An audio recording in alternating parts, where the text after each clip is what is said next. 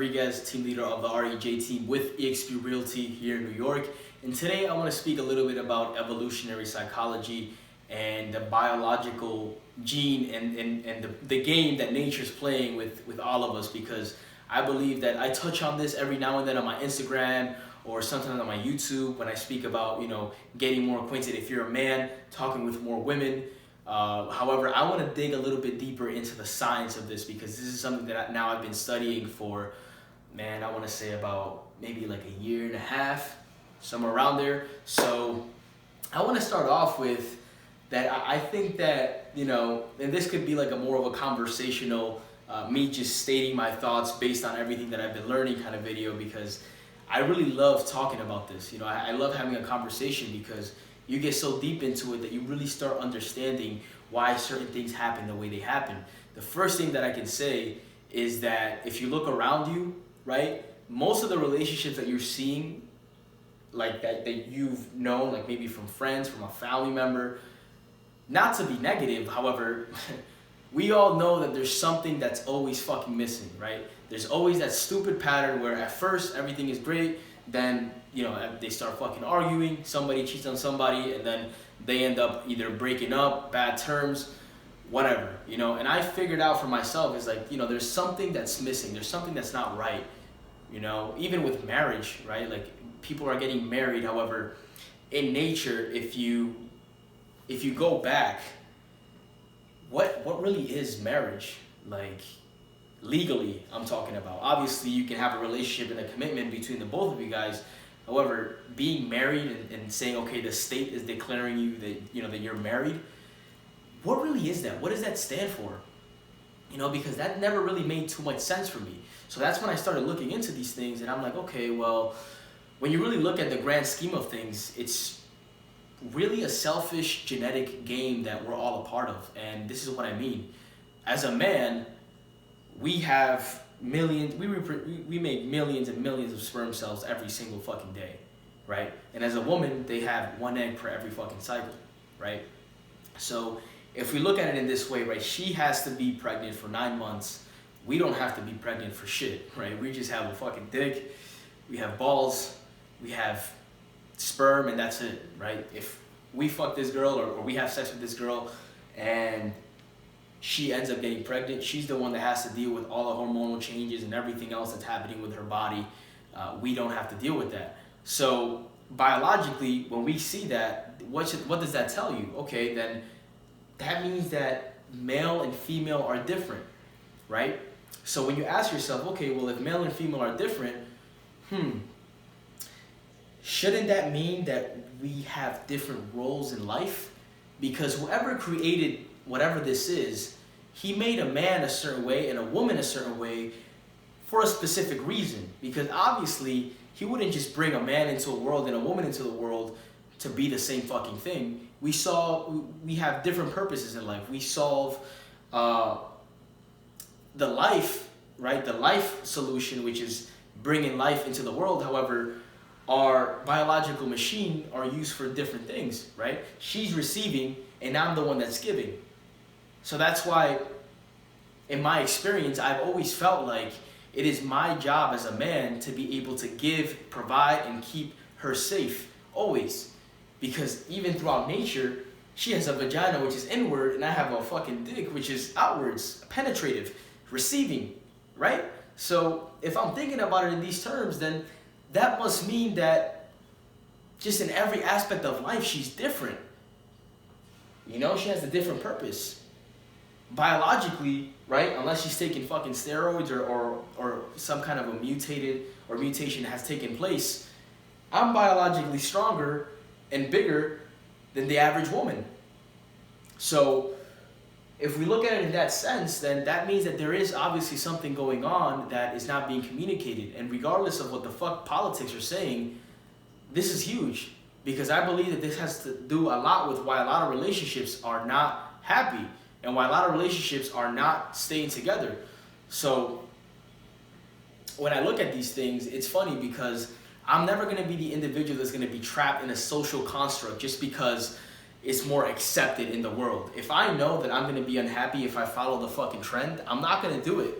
And that's what I think the main mindset has to come in place, because everybody's just blindly following some shit that makes no fucking sense. So you have to be able to look at yourself and ask yourself these questions, right? Because now what are they putting out in the media? Oh, toxic masculinity, men and women are equal, and all these fucking things, which I think is complete bullshit, straight up, right? Because why the fuck would somebody make a man and a woman, whoever's in charge, right? God, the universe, whoever you believe in that brought us into this existence, why the fuck would he make a man and a woman the same thing? It makes no sense, right? So even in the spiritual world, right, I believe that the masculine energy, and I'll talk a little bit about this and then I'll cut it off because I don't want to make this video too long, but if you look at it from the spiritual aspect of it, the masculine energy is strong, again, penetrative, right? Logical, rational. Feminine energy, masculine energy, order, keeping order, creating, right? Light. Feminine energy, dark, moon, receiving, receptive, right? Emotional, not aggressive, right? Soft, chaotic, right? And when we look at both of these ends of the spectrum, right, and we see that there's a lot of relationships where the woman is now wearing the pants in the relationship, she's acting like the man in the relationship, and she's taking care of business, she's the one that's putting food on the table. We know that there's something that's missing in that relationship. And the reason why I know that is because based on my experience, from what I've seen, every single relationship that's like that, the woman is not happy and neither is the guy. And I know that because the woman ends up being unhappy because the guy's a little bitch that can't fucking protect her or even make decisions, right? And she's stuck over here, not even know, because half of the time these women, they don't even know what the fuck to wear, right? So when they're asking the man for a decision, or the man it's up to him now to make a specific decision and he can't make it, now she's gonna have to step in that place and handle that role, right? Same thing even if they have a kid or if they have a child, disciplining the child, right? That's supposed to be the man's role. However, if the man can't discipline the kid and the woman has to do it, and now she's the one that's stepping into the role of a man, then she's not going to be relaxed in her feminine side, and then she's going to be emotionally, spiritually, and mentally disturbed, which now she's going to start complaining to him about something that has nothing to do with what's going on, and he's going to be confused because he's just following, he's following, which is not supposed to be the way that it's supposed to go, right? He's following, he should be leading instead of following, right? And it creates an issue because obviously the reason why she's leading in that relationship is not because she wants to, but it's because she obviously knows that she can't trust him because he's not a man. He's not being masculine. He doesn't know when to put his foot down. He doesn't know how to make decisions. He doesn't know how to establish order, right? Because he has to be able to establish order, and she has to be able to constantly test him to make sure that he's still the most optimal source of survival for her. How do I know this? Because obviously when we go back to tribal times, she has to know that she's safe. And if she's with a man that can't protect her, then she's going to be fucked. So she has to continuously test him, right? And that's why all these tests come about when she's testing your strength and she's arguing or maybe complaining about little things, right? Or maybe not listening to you a certain day. All these things are tests. That's how I see it. So the man always has to be able to step up and have the strength to be able to change the situation around. I believe it is the man's priority to continuously not get distracted and set his focus on the purpose every single day and be able to design that bigger picture that fits her in it so that she can feel safe letting him lead, because she knows what the bigger picture is. She'll constantly probably test it to make sure that he's still on track. However, I believe that that's the most beautiful dynamic, and that's the most way that it makes most sense, because now the man is going after his dream and building his purpose and building his life, which now she's a part of, and she's happy because she gets to step back into her feminine role, gets to love him, share love, be soft around him, be more receptive, learn more things around him. However, it has to be fixed more from the man's side, I believe, because if the man doesn't know what to teach her, doesn't know shit about anything, can't make decisions, is not disciplined, has no integrity, has no ethics, has no values, doesn't stand for anything, then obviously she's not gonna trust a man like that. So it all starts with the man, right? And regardless of how much backlash you may get at first, you have to be willing to understand that your balls is all you fucking have, and your words, right? So you can't just be walking around here mindlessly letting these women just ruin your fucking life, because they're not just ruining your life, they're ruining their life too, because now they're fucking confused, right? So now they can't find a fucking man that's gonna be able to take care of them, so they're stuck in this whole cycle of being disappointed every single fucking day.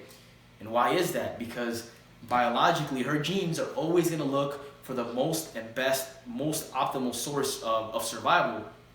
And if she settled for a man at first that maybe was able to spit a little game or communicate that he had some kind of value, and then again, after the first 3 weeks or even a month or 2 months or 3 months, she ends up finding out that he has no idea what the fuck he's talking about, and he's not going anywhere in life, she's gonna be disappointed. She's gonna end up leaving him for somebody else, and the relationship is just gonna be shit, right? Or vice versa, right? If he now is let's say it's a decent guy now that's meeting with a girl, and she's all Miss Independent, I can handle all of my things, I don't need a man, he's gonna feel like he doesn't need to take care of her. So what does that mean? Well, okay, fine. You know, if you're all independent, then go fucking have a relationship with yourself. You know what I mean? So now it's the reason why this is such a tricky subject is because it requires both to make the effort to make it work and make the change. And if both of them are willing to make the effort of making something work, both men and women in the relationship, then it's just not gonna fucking work. One tip that I can give you guys before closing it out is look into this. One of the books that I can recommend is The Science of Attraction by Shane Smith. I read that book once. I'll probably read it twice before the end of the year, which is going to be in a couple of weeks. However, it's an easy read. I don't want to say easy, it's a simple read because he words it in such a way where you can understand it. So I would definitely recommend to get the book, read it through, because it will help you with your relationships, with you being a man, and it'll give you more motivation on, I don't like to use the word motivation, it will give you more inspiration on becoming a better man every single day. And then the women that you're gonna have around you are gonna feel better and look better, because obviously they're gonna wanna be around you because you're gonna treat them the way that they're supposed to be fucking treated, right? Like a man should. And a woman can't tell you how to treat a woman. A woman can only tell you, you know, just how she's feeling at that moment. You as a man have to be able to take responsibility and learn how to treat a fucking woman from the masculine experience, not from the feminine experience, because they're gonna tell you what they think is what they want, and I think that's a bunch of bullshit. You as a man have to be able to establish that. So thank you guys for tuning in. I'm not gonna make this longer. Give it a thumbs up if you like the video. Comment down below what your thoughts are. Feel free to share it with a friend or anybody that you may feel like would need it. And I'm gonna be speaking about more of this topic because this is something that I genuinely find intriguing. I'm learning about it every single day, and I feel like it's one of the most crucial things that nobody seems to fucking talk about, because they think they got it all down, and then it's the number one thing that ruins their whole fucking life. So make sure you understand this. Make sure you look into this and dive deeper. Science of Attraction, again, is a great book, and I'll catch you guys on the next one. Peace.